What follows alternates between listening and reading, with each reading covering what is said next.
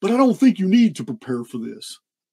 I think that whatever you need to do is going to be, not only is it going to be revealed to you beforehand, but whatever you need to do in life, period, in any situation, the way will always be open for you to understand what it is you need to do when you need to do it.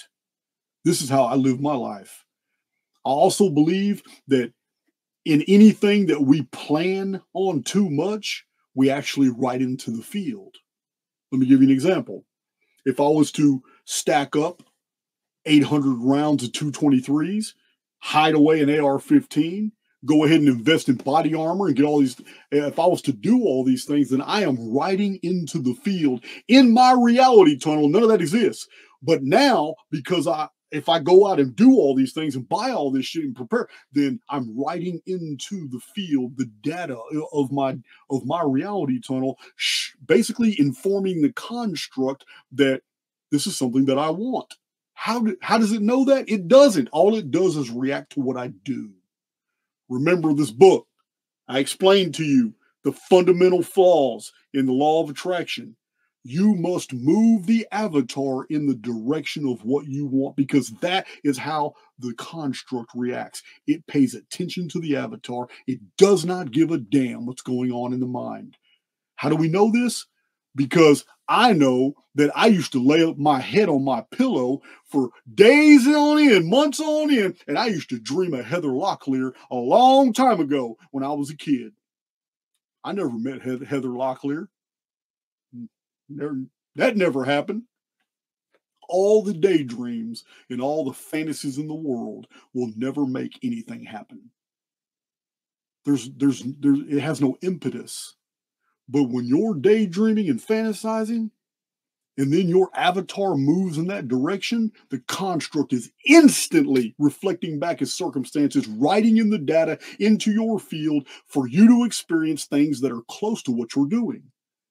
The more you do, the more it understands what you're trying to accomplish.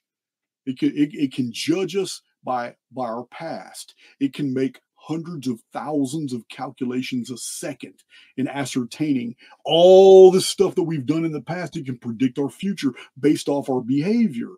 But once we break pattern and do something else, it's paying attention. Breaking pattern is one of the things, it's one of the key ways that an individual soul can gain the attention of the construct itself in the immediacy. Because when you break pattern, you're doing something completely different than the dungeon programming calls for. If you have gone to work 890 times by the same route, stopping at the same 3 gas stations, and every once in a while diving into the same store and whatever, and then all of a sudden you go a different route, go to a different gas station, no matter what you do for the rest of the day, the construct now is hyper-saturating you with attention. Once you break pattern, breaking pattern doesn't do it. It's after you break pattern, everything you do after that is creative. You're literally writing in your future.